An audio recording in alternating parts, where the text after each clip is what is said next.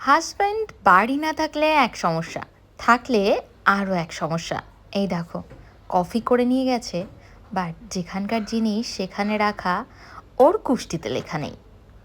Hello, আরও একটা নতুন সকাল, সঙ্গে আমার নতুন দিনের একটা গল্প। আজকের ব্লগটা একটু অন্যরকম।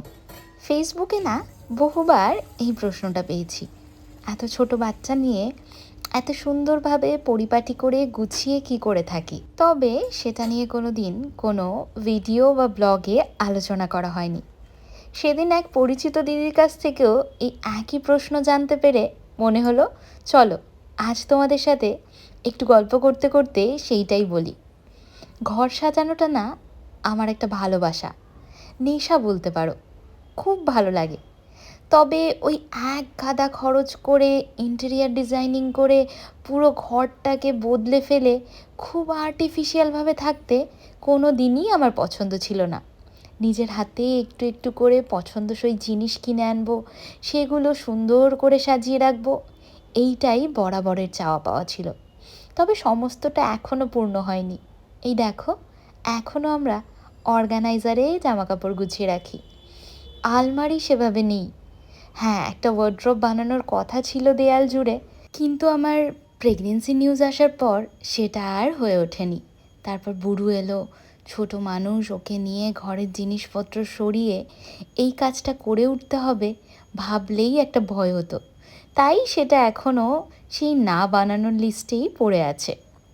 তেমনই ঘরের যে কোনো জিনিস খুব সুন্দর করে সাজিয়ে রাখতে আমার খুব ভালো লাগে। এই যে সপ্তাহে যে কোনো একটা দিন হালকা হাতে একটু শুকনো কাপড় দিয়ে জিনিসপত্রগুলো একটু পরিষ্কার করে রাখি। তবে রোববারটা একটু অ্যাভয়েড করার চেষ্টা করি যদি আমার ছুটি থাকে, কারণ সেদিন অনমিত্র তো ছুটি থাকেই। তাই দুজনে মিলে যাতে বুড়োর সাথে অনেকটা সময় কাটাতে পারি তার চেষ্টাই আমি বেশি করি। তবে আজ অনেকটা সকালে ঘুম ভেঙে গেছে, বুড়ো এখনও ঘুমোচ্ছে, আর অনমিত্র ব্যস্ত তার কফি আর গল্পের বইয়ের সাথে। সকালটা রোববারের দিন ও একটু এভাবেই কাটায়।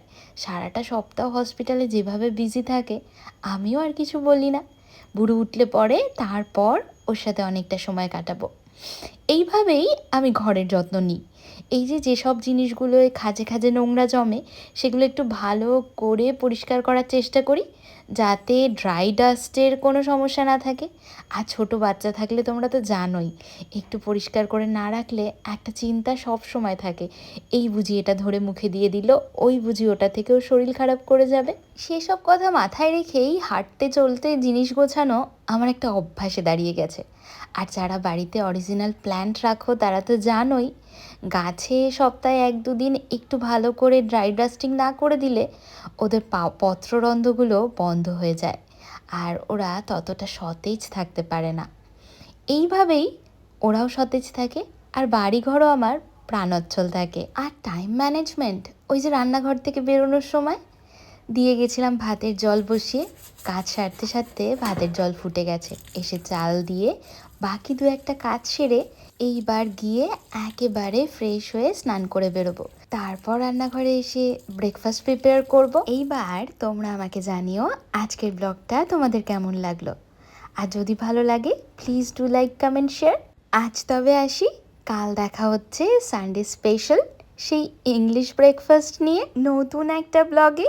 Tata, by.